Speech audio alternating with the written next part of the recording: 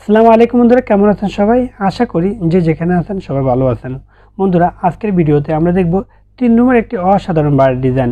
তো বন্ধুরা, যাদের 3 রুমের বাড়ি তৈরি করার পরিকল্পনা, প্লিজ সম্পূর্ণ ভিডিও দেখবেন, স্কিপ না করে, তাহলে আপনি জানতে পারবেন এই বাড়িটি তৈরি করতে কত টাকা খরচ হবে। চলুন বন্ধুরা। তো বন্ধুরা, চলুন আমরা এখন বাড়িটির মাপ জেনে নিই, অর্থাৎ ফ্লোর প্ল্যানটা দেখে নিই। বন্ধুরা, এই বাড়িটির দৈর্ঘ্য হচ্ছে 34 ফিট আর প্রস্থ হচ্ছে 29 ফিট। যদি আপনি স্কোয়ার ফিট হিসাব করেন আসবে 983 স্কোয়ার ফিট। আর যদি আপনি শতাংশ ডিসিমাল হিসাব করেন আসবে 2.26 শতাংশ ডিসিমাল। বাংলাদেশের এক এক অঞ্চলে এক এক ভাষা ব্যবহার করা হয়। আর যদি আপনি কাঠা হিসাব করেন আসবে 1.36 কাঠা। তো বন্ধুরা, তো আসুন আমরা এখন বাড়িটার মাপ জেনে নিই। তো বন্ধুরা, বাড়িতে আমরা যেটা পাচ্ছি, প্রথমে পাচ্ছি আমরা একটা সিঁড়ি রুম অর্থাৎ স্টেয়ার। এটা হচ্ছে আমাদের 7 ফিট 6 ইঞ্চি বাই 16 ফিট। এর ভিতর দিয়ে কিন্তু আমরা বাড়ির ভিতরে প্রবেশ করব। বাড়ির ভিতরে প্রবেশ করে আমরা যেটা পাচ্ছি, আমরা পাচ্ছি একটা ড্রয়িং রুম। এটা হচ্ছে 12 ফিট 3 ইঞ্চি বাই 10 ফিট 4 ইঞ্চি। এর সাথে রয়েছে আমাদের একটা ডাইনিং রুম, প্রবেশ হবে ডাইনিং রুম। এটা হচ্ছে 8 ফিট বাই 10 ফিট 4 ইঞ্চি।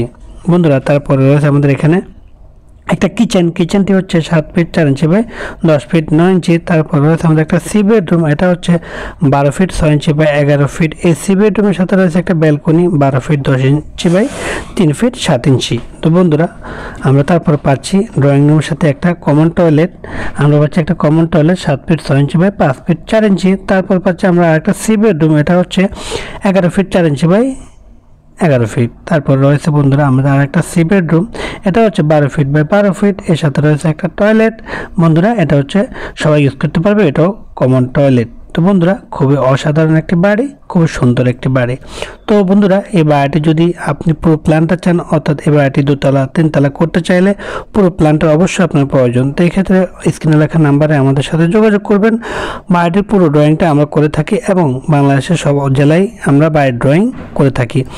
তো বন্ধুরা, চলুন আমরা এখন জানবো এই বাড়িটি তৈরি করতে কত টাকা খরচ হবে, তার একটা আনুমানিক হিসাব, অর্থাৎ কত টাকার ইট সিমেন্ট বালি লাগবে, আমরা এখন তা জানবো। তো আসুন বন্ধুরা।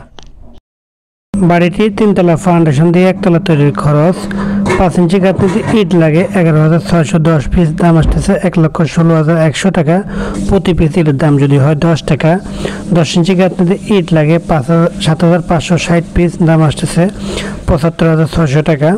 খোয়ার জন্য ইট লাগে 10,276 পিস। দাম আসতেছে 1,02,760 টাকা প্রতি পিস। ইটের দাম যদি হয় 10 টাকা। সিমেন্ট লাগতেছে 405 ব্যাগ সব কাজের জন্য। দাম আসতেছে 1,82,250 টাকা প্রতি ব্যাগ। সিমেন্টের ব্যাগের দাম যদি হয় 450 টাকা। রড লাগে 5,330 কেজি। দাম আসতেছে 3,19,380 টাকা যদি প্রতি কেজি রডের দাম হয় 60 টাকা।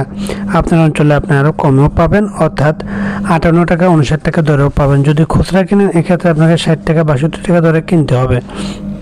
তো এখন আসুন বন্ধুরা, আমরা জানবো দরজা জানালা। বন্ধুরা, দরজা জানালা এখানে ধরা হয়েছে দরজা কাঠের এবং থাইগ্লাসের জানলা দিয়ে হিসাবটি করা হবে। ফ্লোর টাইলস করা হবে বাড়িটিতে।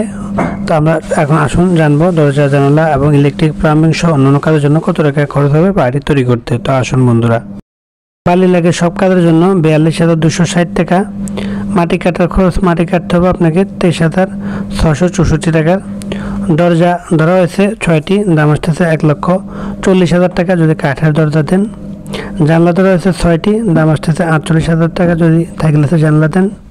বাথরুমের দরজা ধরা হয়েছে 7,000 টাকা 2টি, প্লাস্টিকগুলো যদি দেন।